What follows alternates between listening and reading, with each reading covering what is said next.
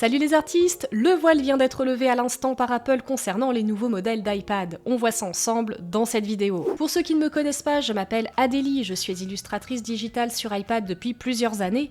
J'utilise principalement l'application Procreate et je propose des formations et des tutoriels de dessin digital avancé via le club et ma boutique en ligne. Alors ces nouveaux iPads sont-ils les meilleurs pour dessiner sur iPad ? Regardons d'abord du côté de l'iPad Air. Pas vraiment de surprise, je vous l'avais annoncé dans ma dernière vidéo et c'est maintenant officiel. L'iPad se dote donc d'un bel écran 13 pouces Liquid Retina. Bonne nouvelle donc, car pour beaucoup d'entre nous, dessiner sur un écran plus grand amène forcément plus de confort. Il sera équipé de la puce M2 Apple, donc plus puissant, et de la caméra avant horizontale. Disponible en 4 couleurs, gris, bleu, violet et lumière des étoiles qui correspond à un gold, commandable dès aujourd'hui et livraison à partir du 15 mai. Niveau capacité, on commence à 719 € en 128 Go et pour le plus grand modèle, 969 € en 128 Go. Passons du côté de l'iPad Pro maintenant.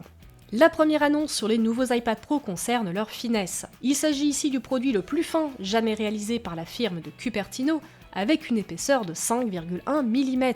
Personnellement, je ne sais pas vraiment si ça me rassure d'avoir une tablette encore plus mince dans les mains. Dites-moi ce que vous en pensez dans les commentaires. Personnellement, j'investirais directement dans une coque ultra renforcée, c'est une certitude. Pas de changement de taille d'écran, malheureusement, et ça me brise le cœur car je voulais vraiment un plus grand iPad pour une expérience de dessin encore plus immersive, mais un changement de technologie, car pour la première fois, l'iPad se dote de la technologie OLED, ce qui va avoir un impact sur le contraste de l'image. Un bel écran, surtout si vous regardez du contenu multimédia.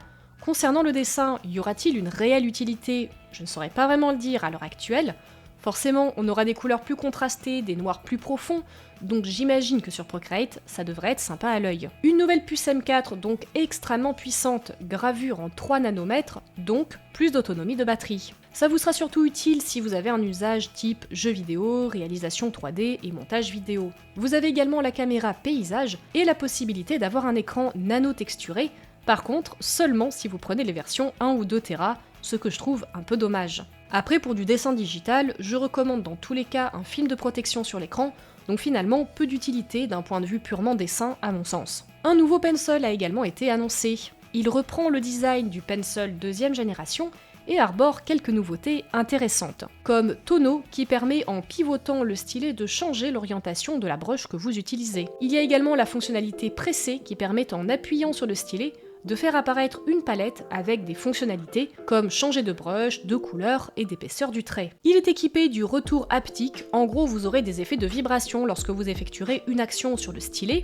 C'est une question de goût, mais je n'aime pas forcément ce type de sensation, surtout si je dessine. Et de la possibilité de le localiser dans l'application Find Me. Ça c'est cool quand je pense au nombre de fois que j'ai perdu mon pencil dans le bazar de mon bureau. Ce pencil est compatible uniquement avec les nouveaux iPad Pro et iPad Air au prix de 150 €. Et vous avez également un nouveau Smart Keyboard. Côté prix maintenant, on démarre à 256 Go à 1219 € en 11 pouces et 1569 en 13 pouces, avec les deux coloris habituels, argent et noir sidéral. Là aussi, j'aurais pas dit non à une nouvelle gamme de couleurs, mais ça reste du détail.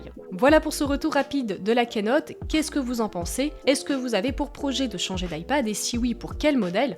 J'attends vos retours dans les commentaires. Si vous avez envie d'apprendre Procreate, n'hésitez pas à vous abonner. Et pensez au like si vous voulez que je teste et que je vous présente les nouveaux modèles. Et moi je vous dis à la prochaine, bisous les artistes.